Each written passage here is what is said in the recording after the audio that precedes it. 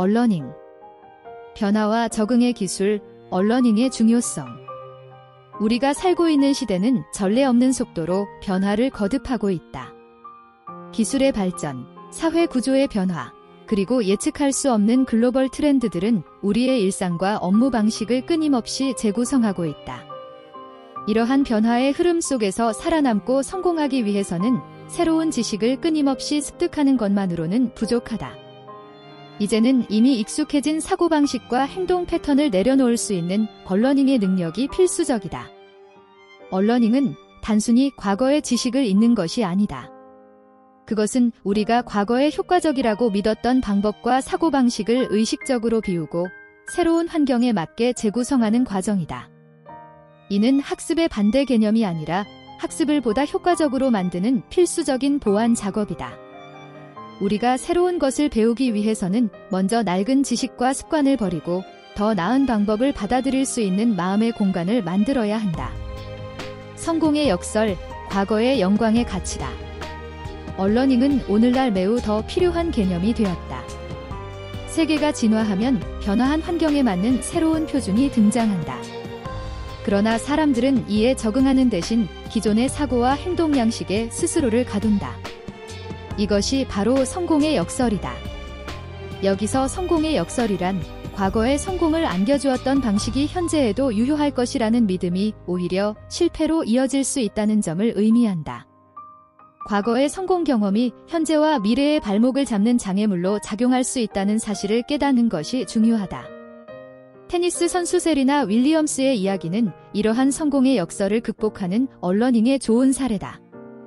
프랑스 오픈에서 참담한 패배를 당한 후 세리나는 프랑스의 무명 테니스 지도자 파트리크 무라토글루를 만나게 된다.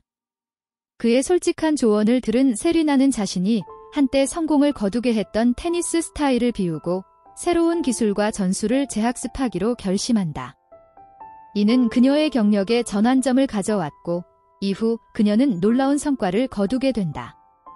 세리나의 사례는 얼러닝이 어떻게 성공적인 재기를 가능하게 하는지를 명확히 보여준다.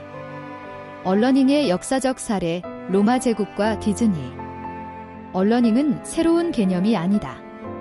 실제로 이 개념은 역사를 통해 여러 번 등장했으며 그중 하나는 로마 제국의 성공에서 찾을 수 있다. 프랑스의 정치 사상가 몽테스키유에는 로마 제국이 그토록 성공적인 제국으로 발전할 수 있었던 비결이 과거의 성공을 얼러닝하고 새로운 환경에 적응하는 특유의 능력에 있었다고 설명한다. 로마인들이 세계를 지배할 수 있었던 주된 이유는 그들이 모든 사람을 상대로 연이어 싸움을 벌이는 와중에도 더 훌륭한 사회적 관습을 발견하면 자신들의 관습을 항상 포기했기 때문이다. 이처럼 로마인들은 자신의 기존 관습을 고집하지 않고 더 나은 관습을 받아들임으로써 제국의 영광을 지속할 수 있었다. 이러한 얼러닝의 원칙은 현대의 조직에서도 찾아볼 수 있다. 2008년 디즈니 경영진은 하향세에 놓인 테마파크 사업을 회복시키기 위해 과감한 조치를 취하기로 결심한다. 그들은 여러 사업부 소속의 몇몇 임원으로 구성된 파운딩 파이브라는 팀을 조직했고 이 팀은 기존의 사고방식을 비우고 새로운 방식을 도입하기 위해 방치된 극장 건물로 사무실을 옮겼다. 그 결과 디즈니는 연간 수익을 크게 늘린 매직밴드를 개발할 수 있었으며 이를 통해 테마파크 사업을 다시 활기차게 만들었다. 이처럼 환경의 변화를 통해 사고방식의 변화를 촉진하고 이를 통해 혁신을 이루는 과정이 바로 얼러닝의 핵심이다. 현대 조직에서의 얼러닝, IAG와 넷플릭스의 사례. 현대의 기업들 또한 얼러닝을 통해 혁신과 성공을 이루고 있다. 국제항공그룹 IAG의 사례는 그 대표적인 예다. IAG는 회사와 항공산업을 체계적이고 지속가능하게 혁신할 수 있는 방안을 찾기 위해 최고위급 임원 6명에게 8주 동안 각 사업 부문에서 손을 떼고 획기적인 변화를 가져다줄 새로운 사업을 출범시키라는 임무를 부여했다. 이 과정에서 한 임원은 새로운 예약 플랫폼을 개발하는 아이디어를 제안했으나 실제 고객을 대상으로 한 실험에서는 이 아이디어가 실패했다. 그는 반복된 실험 끝에 자신의 아이디어가 잘못되었음을 인정하게 되었고 이는 그가 얼러닝을 통해 새로운 깨달음을 얻는 과정이었다. 또 다른 사례로 넷플릭스를 들 수 있다. 넷플릭스는 구성원들이 모르는 상태에서 어느 날 갑자기 회사의 제작 시스템 일부를 무작위로 가동 정지시켜 제품이나 서비스 운영에 장애를 일으키는 실험을 진행했다. 이를 통해 구성원들은 문제를 해결하는 과정에서 더 긴밀하게 협업하고 시스템의 회복력을 높이는 경험을 하게 되었다.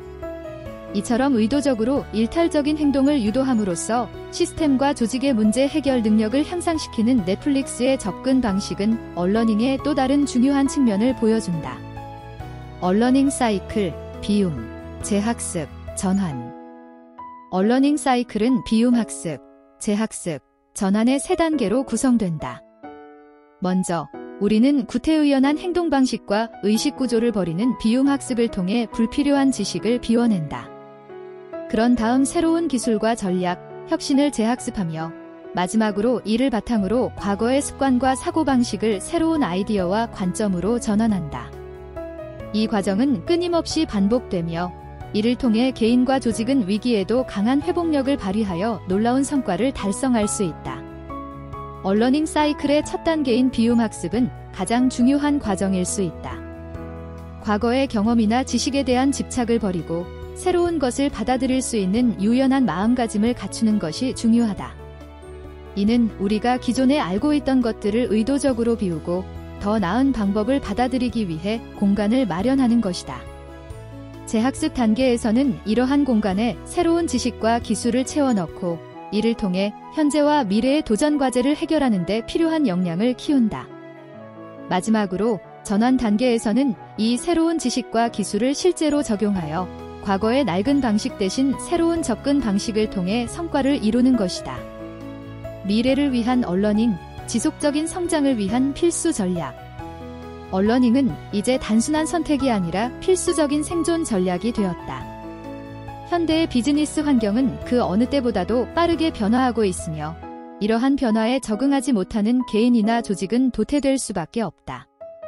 엘빈 토플러는 21세기의 문맹자는 읽거나 쓰지 못하는 사람이 아니라 배우고, 비우고, 재학습하지 못하는 사람들이 될 것이다 라고 말했다.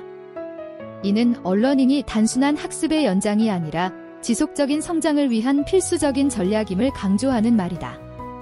비범한 사람들은 자신이 얼마나 영리하고 얼마나 지식이 풍부하며 그동안 무엇을 배웠는지에 대해 과도하게 집착하지 않는다. 중요한 것은 언제 과거의 성공이나 낡은 생각과 행동 방식을 내려놓고 얼러닝해야 할지 판단하는 능력이다. 이 능력이야말로 탁월한 성과를 달성하는 데 필요한 사고방식과 방법론을 새롭게 혁신하는 역량을 의미한다. 이제 우리는 얼러닝의 힘을 인식하고 이를 통해 스스로를 진화시킬 수 있는 방법을 찾아야 한다. 조직의 리더들은 자신의 팀이 과거의 성공에 안주하지 않도록 격려하고 새로운 아이디어와 접근 방식을 받아들일 수 있는 문화를 조성해야 한다. 또한 개인들은 자신의 삶에서도 얼러닝을 실천함으로써 끊임없이 변화하는 세상에 적응하고 지속적인 성장을 이룰 수 있는 능력을 길러야 한다. 물론 얼러닝은 결코 쉬운 과정이 아니다. 과거의 습관과 지식을 버리는 것은 때로는 고통스럽고 불확실성에 대한 두려움이 따를 수 있다. 그러나 이 과정은 우리가 새로운 시대에 맞춰 스스로를 재창조하고 더 나은 미래를 향해 나아가는 데 필수적이다. 얼러닝을 통해 우리는 과거의 성공에 갇히지 않고 끊임없이 변화하는 환경에서 새로운 기회를 발견하고 이를 통해 진정한 성장을 이룰 수 있을 것이다. 별표 핵심 메시지. 과거의 성공과 낡은 사고방식을 버리고 새로운 방식으로 사고하고 행동하는 얼러닝이 미래의 성공을 이끈다. 별표 추천. 빠르게 변화하는 시대에 적응하고 싶은 이들에게 이 책은 필독서이다. 얼러닝의 개념과 실천법을 체계적으로 배우고 개인과 조직의 성장에 적용할 수 있는 구체적인 방법을 얻을 수 있다. 성공에 안주하지 않고 지속적인 혁신을 추구하는 리더들에게 특히 유용하다.